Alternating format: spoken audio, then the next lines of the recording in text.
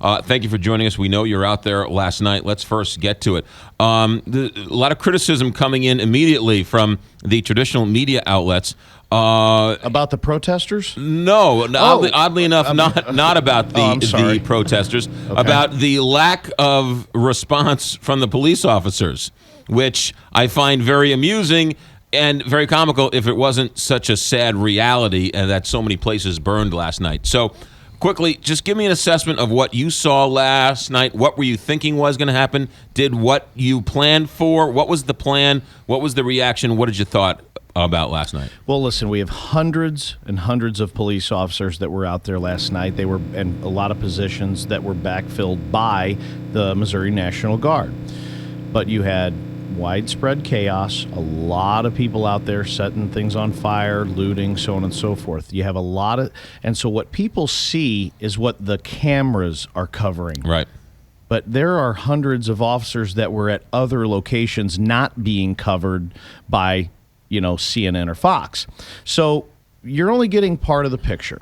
And these officers were at dozens of stores arresting people. I'm hearing maybe as many as 80 arrests last night. I don't have that confirmed just yet. A friend of mine texted me. Right. So, I mean, we were out there. We were out there in force. And the public shouldn't let the visuals and the dialogue or the narrative that's being spun, again, immediately on our media, let them think that this situation was something that we lost. I mean, it's bad. There's no doubt about it. We were expecting it to be bad. But hundreds of police officers out there, dozens of response teams, vehicles, tactical vehicles. You notice they jumped all over the Ferguson situation in front of the police department quickly with smoke and tear gas.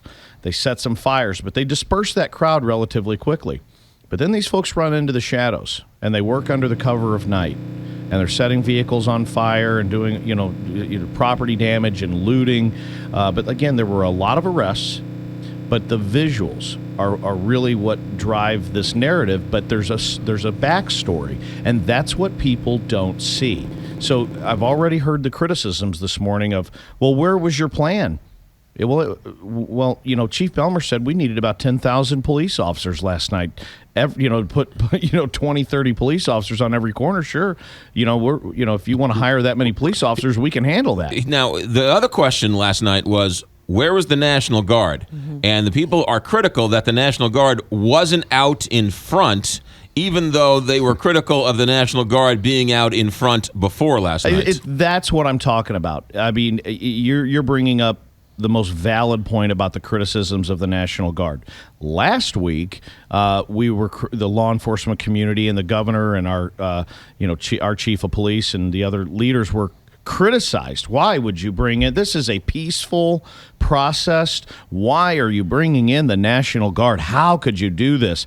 CNN yesterday, the Humvees are going to be rolling around the streets with 50 caliber machine guns on top. It's all false. It's wrong. They're there to backfill positions. Now, I don't know what the timeline was last night, and neither does anyone else. Now, in a few days, if I find out that our chief or the commanders in charge of this scene asked for additional resources at 7 o'clock or let's say 9 o'clock, and the governor didn't take action until 1, then you're going to hear me in here talking about the fact that the governor stalled. You have not been shy about calling out your own in this situation. Absolutely not. You've called out the city police chief numerous times on the show. Right. Rightly or wrongly, you're not shy about giving your opinion on the show. No, and I like to think that I'm always right. Certainly understandable, but it's your opinion. But McGraw, what I'm trying to say is that I don't know what the timeline was of events, but let's focus on what happened here last night. A neighborhood and a community was destroyed.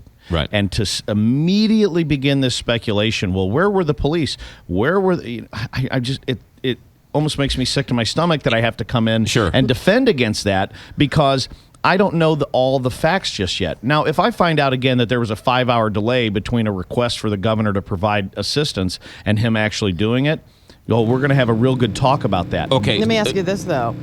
Do you have any problems with Bob McCullough releasing the decision at 8 o'clock at night. No, and no, I don't have a problem with it at all. I would have preferred he do it at 6 in the morning. That's not how this process works.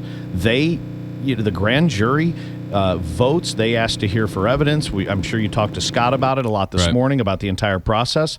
The grand jury process doesn't cater to national holidays like Thanksgiving, and it doesn't cater to the daytime nighttime cycle. It's a process that happens, and it happens when it happens. Because some people will say, well, why didn't he hold it until the morning? Well, then I would be in here right now, and people would be saying, well, why did they hold it? Right. Why did they wait? I mean, it's really just, no matter what you do, it's always the opposite. Yeah. So last night at 1 o'clock in the morning, 2 o'clock in the morning, Chief Ballmer said that this was unlike anything he saw in August. Ron Jackson said the same thing. You've been out on the streets both times. Would you agree with that? Was last night infinitely worse? I mean, the damage is worse, but were the crowds more angry? What made last night worse than in August?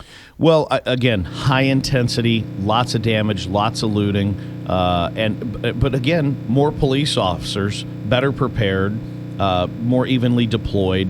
Immediate response teams. We would get calls for a business that was being looted. We would have officers en route to that location. And remember, dozens and dozens and dozens of businesses were looted last night, and the media were largely covering two areas.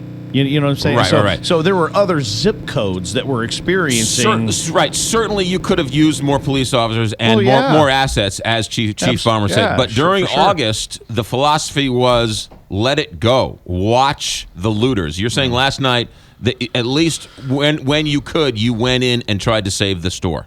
Oh, absolutely. Yeah. Oh, for sure. I mean, we were out there in force last night, and these officers were faced with, again, many, many life and death situations again last night, many of which I may not even know about at this point. I mean, this is stuff that's going to be coming out over the course of the next several hours and through the next few news cycles. Things are going to be coming out. But it's just interesting to me that no matter what we do, we're still second guess. So the National Guard last week, but then where were they last night? Why are you bringing them in? Why didn't you bring more of them in? Right. Where was your plan? In August, we were oppressive and militarized and gassing and beating and doing horrible things to innocent people. And last night, well, where were you? Right. And that's so frustrating for police officers and first responders. We watched places burn last night, and we watched firefighters get pulled off of fires, and they say because of shots being fired. What was going on, and how many shots, and explain that to people who don't understand that. I don't have a number of shots to give you, and here's why. Because there were so many automatic weapons being fired. And again, for those listening, an automatic weapon is you pull the trigger, and it fires until the magazine's empty. Just like a war movie. Right. So any kind of action movie, you pull the trigger and 50 rounds may go off in 5 to 10 seconds. Well, you can't count those bullets. So this is going on all around officers. In August, we had ambush situations that we had to be mindful of last night, where where people will call in fake 911 calls and say there's somebody that looks like they've been shot in the street. Well, you can't just send 10 police cars in there. You have to actually consider the tactics of the situation by and not respond into there because you're responding into an ambush. This is the kind of stuff police officers are dealing with. I'm not making it up. It happened in August, and it happened last night. We had some crow calls where they're trying to draw in law enforcement and first responders into these areas, and then take advantage of them once they're in there. That's Gabe Crocker, St. Louis County Police Association president. You're here every day throughout this entire thing. Tell you and your cohorts, men and women both, to be safe, and we thank you for your service. Thanks, McGraw. Quick check of St. Louis Closet Company traffic.